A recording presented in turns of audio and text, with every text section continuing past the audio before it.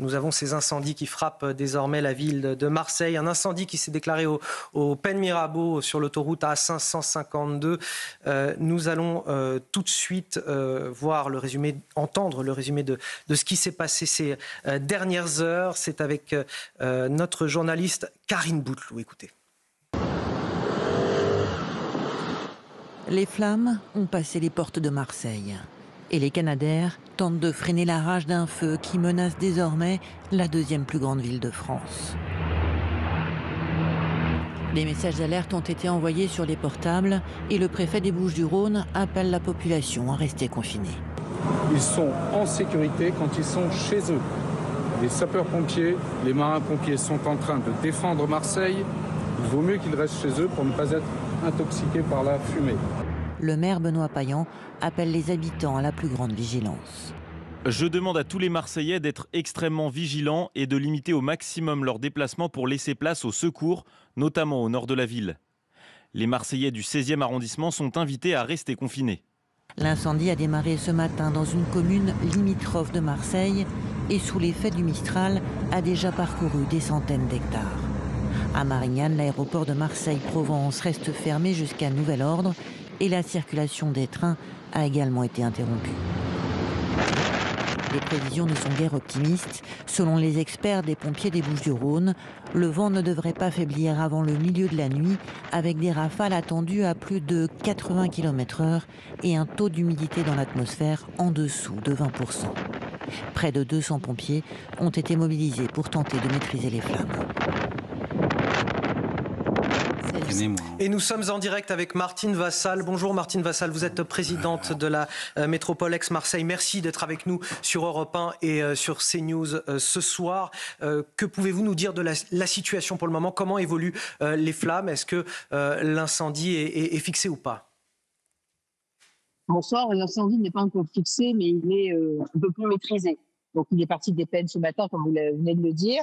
Et puis on a engagé énormément de moyens, soit des moyens aériens, mais également des moyens terrestres, pour protéger les maisons en premier. Puis après, il a pris, après les peines, un couloir, et ce couloir-là a fait accélérer le vent. Et là, aujourd'hui, maintenant, il y a quelques minutes, il y a des feux à l'Estac, donc au nord de la ville de Marseille, des maisons qui ont brûlé, et également sur le quartier de Verdurand. Donc, à maintenant, la problématique, c'est que le vent est toujours très fort, et donc les moyens sont vraiment mobilisés à la fois sur terre, mais aussi dans l'air. On a combien justement de sapeurs-pompiers, de marins-pompiers également mobilisés? On a même des renforts qui sont revenus du 83 et du 84 avec du matériel bien précis pour faire de la lutte urbaine. Et là, ce sont des compagnies entières qui sont mobilisées. Donc, il y a du monde sur le terrain. Et puis, on travaille main dans la main, marins-pompiers et sapeurs-pompiers, parce que c'est un peu une particularité sur notre territoire. Mais en tout cas, là, il n'y a pas un seul cheveu, une seule feuille de papier qui passe entre les marins et les sapeurs. On est là pour protéger, bien entendu, les biens et les personnes. Et donc, c'est ce qu'ils font au quotidien. Et puis derrière, on a les forestiers sapeurs qui déblayent au fil de l'eau, parce que il y a des risques de reprise tant que le feu continue. On a eu un gros feu hier à côté de Marseille au Rove, et tout à l'heure, c'est reparti aussi. Donc, c'est une lutte incessante et on est sur le pont. Et les pompiers ne sont pas aidés par le vent actuellement? On sait s'il va souffler encore longtemps, ce vent?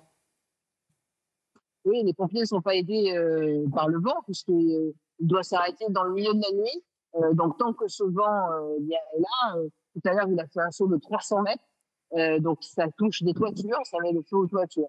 Donc, on a demandé à l'ensemble des personnes qui habitent le nord de Marseille, et de toute façon, de ne pas engorger les routes, de rester chez elles, de se calfeutrer, de fermer bien portes et fenêtres, pour que, justement, il n'y ait pas trop de monde sur les routes, et puis qu'aussi, elles ne seront pas en danger. En tout cas, à maintenant, on a un bilan de dizaines de maisons qui ont volé. Et puis, on a quand même pu sauver 500 maisons au Pen et 200 maisons à Marseille.